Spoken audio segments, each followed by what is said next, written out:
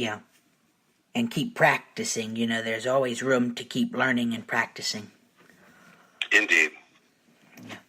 My next question to you is, do you have any upcoming projects in acting or voiceover directing or anything?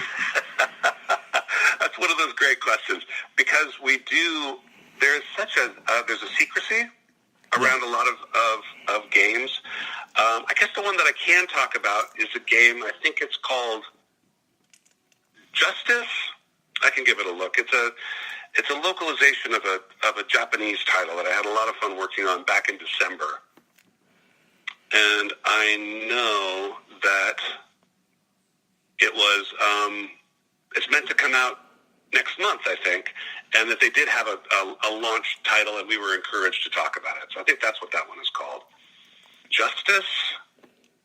I'm just looking it up here. Yeah, I know you can't talk a lot about the video game stuff because the non-disclosure agreement stuff, Indeed. Let me see if I can do it this way. Let me look over here and see if I can get the proper title for that. I feel terrible that I don't have that on the tip of my tongue, because I absolutely should. But boy, it was a heck of a lot of fun to work on. And heck of a lot of fun to work on. And I'm just scrolling through here, and I don't see it right near the top. Anywho, it's going to be a fun little game. It's a Japanese. You play a character in a law firm who goes out into the world and tries to figure out who's murdering folks in a Japanese city. It's a really groovy little game, and I play this sort of the bitter older lawyer in the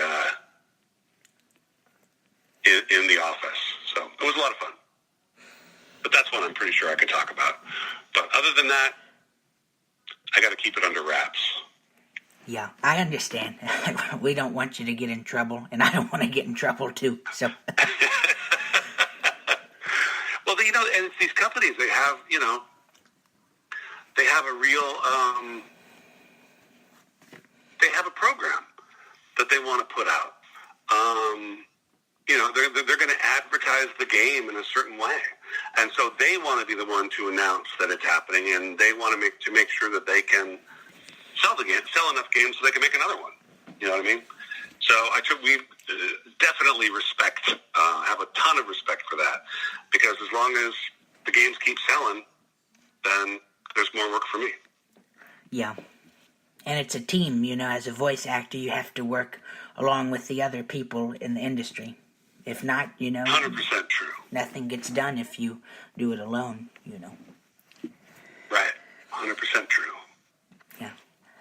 Okay, my last question to you is, and I know we talked a little bit about this, do you have any other pieces of advice for people who want to get into the industry, who want to be a voice actor and actor? Yeah, definitely. Perseverance, of course. Stay with it. Don't give up. That, I think, is the best advice. And commit yourself to being a better actor. Mm-hmm. Theater training is vital. Oh, yeah. Because in theater training, you learn how to break down a script, how to create a character, that's compelling based on what you find in the script. And you learn how to break that down. You learn emotional availability. You learn a technical precision that allows you to speak clearly and be understood clearly. And all that stuff is vital, particularly in animation and video games. Understanding character development, how to break down a script, subtext, all that stuff you learn in a really good conservatory training program. And also a technical facility with having voice that can handle high-intensity work for 2 or 3 or 4 hours at a time, and without breaking down. So all of that training is vitally important.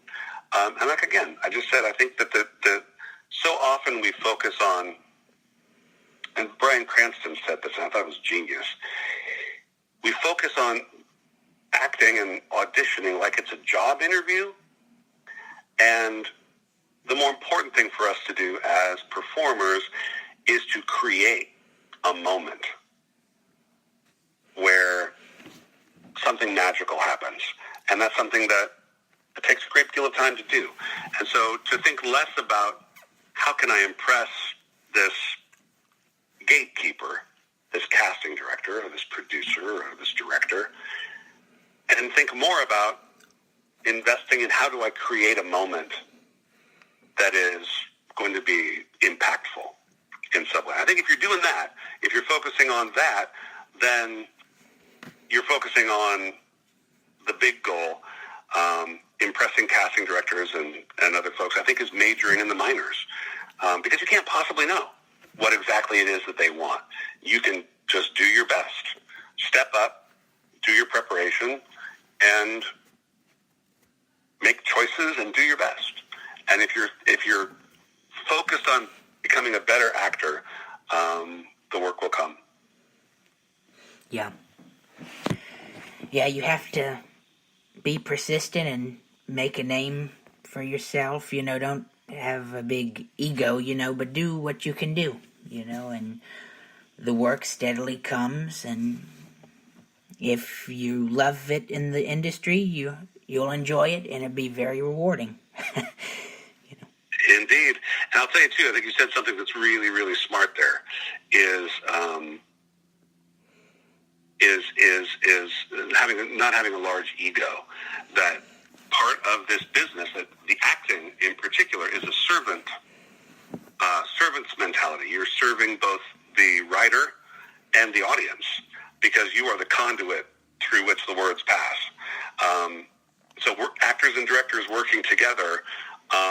The best ones are trying to serve the writer by getting their words and their intentions across to an audience as clearly and impactfully as they possibly can. So I think that's a really, really key part of it, too, is like put your ego aside, which is not always easy to do because it really is a look-at-you business. I mean, you have to have some sort of ego.